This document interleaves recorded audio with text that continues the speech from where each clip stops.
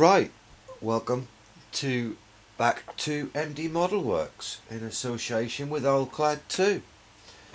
Now, firstly, a quick apology. The Blackbird review had some background noise. I don't know where it come from. I have a funny feeling where it might have come from. I hope I fixed it, so I'll only know when I've done this review. I've done this once already, simply because for some reason the camera didn't capture it, which is odd. But anyway, we're going to go on and have a look at the recently new tooled Arma Hobby 172 Hurricane Mark 1 Expert Set. Now, I've built the Hurricane Mark 2C, which was a fantastic kit. It took me probably about 8 hours to finish it. Fabulous little kit, very well detailed, massive upgrade in my opinion on the Airfix version. Anyway, we're going to have a look at this and see how we go. Right, so as you can see, we'll go around the box first. I'm getting a bit carried away for some reason. So on the front of the box we have a Polish Mark 1 Hurricane. I've left the autofocus on just for a moment or two.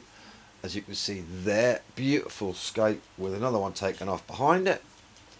Okay, and on the sides it's a plastic aeroplane model kit, decals for 4 different versions, photo etch fret and masks. And on the back, which I like what Arma Hobby do, they show you which versions they are. So we've got a Mark 1 from, it doesn't say where. It says it's Antoni Gotowaki. Don't know how to pronounce it. I do apologise to my Polish friends. There's 2 belong to Sergeant Gotowaki.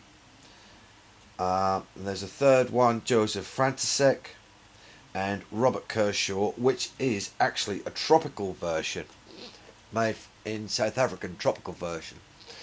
So you've also got the tropical Mark 1 and the standard Mark 1 with a different prop nose, which is brilliant. Love that, what Arma Hobby had done on that. I think that's fabulous. Okay, let's turn that servo off.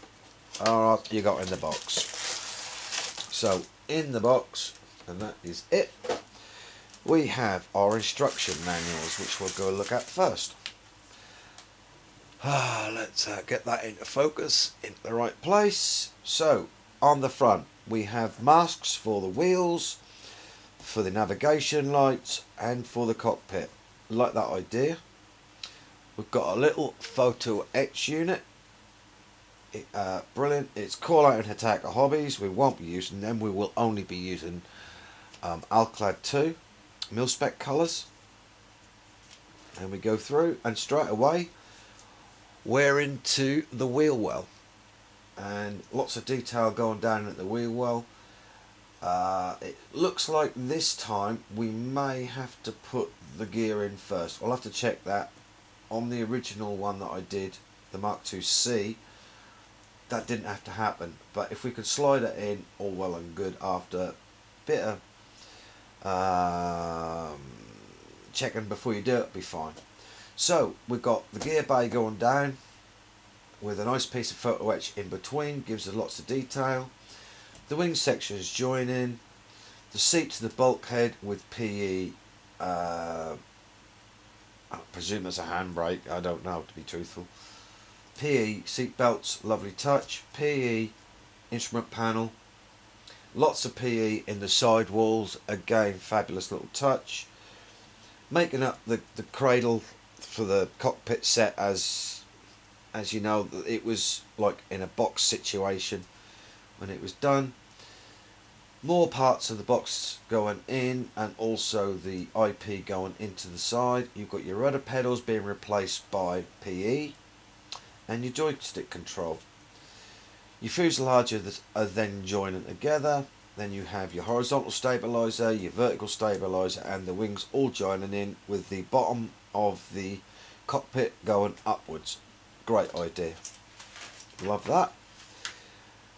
Then you've got your gear going on with your wheels. You've got your Dunlop is actually on the plastic, or it was on the other one. So just a little bit of dry brushing will bring that up. Looks a treat.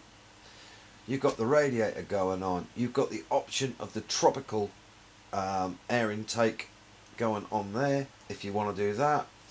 Different bits and bobs going on. Your pitot tube, your navigation lights, which there is masks for, all going on, all lovely. We've got different types of prop covers, again fabulous.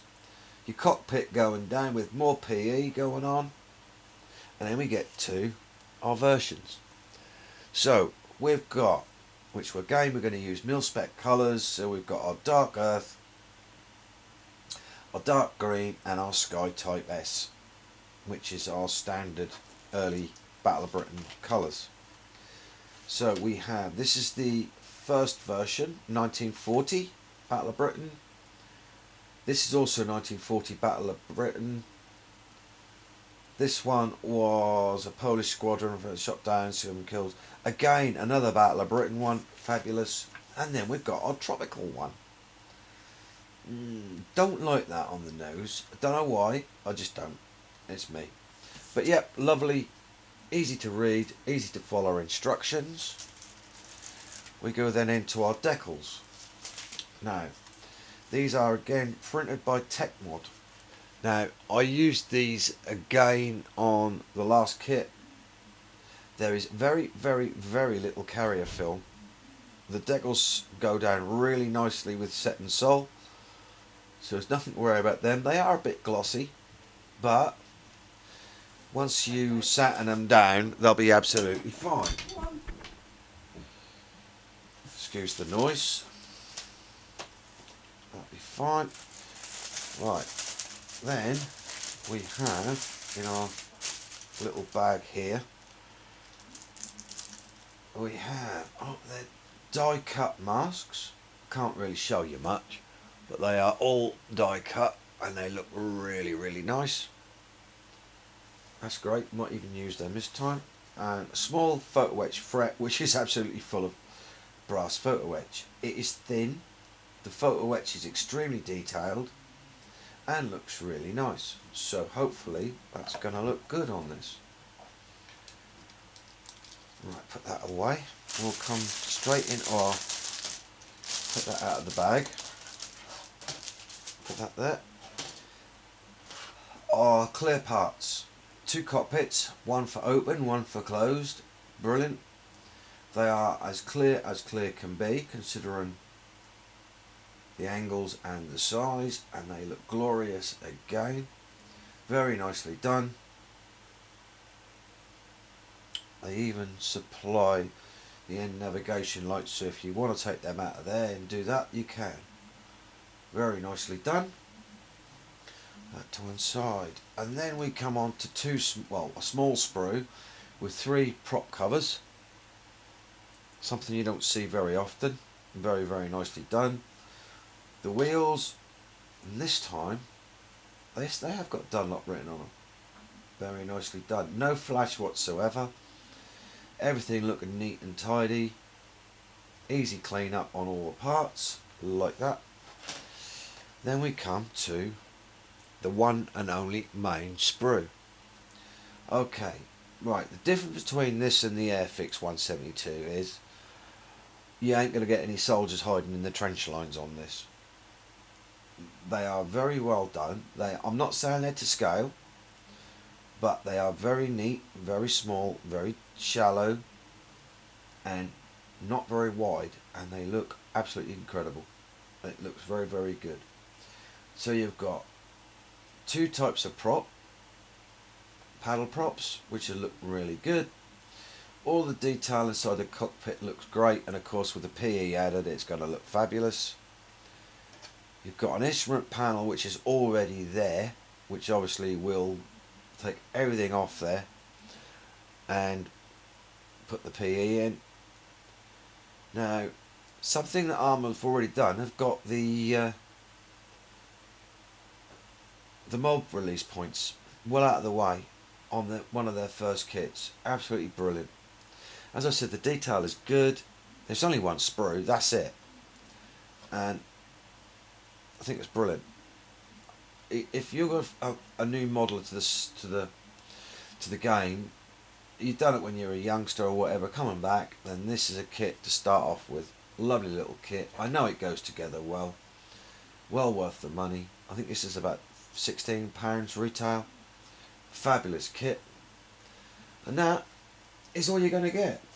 At the end of the day, it's a 172 Mark 1 Hurricane. Yeah, it's 16 quid. But the choice between this or our Airfix version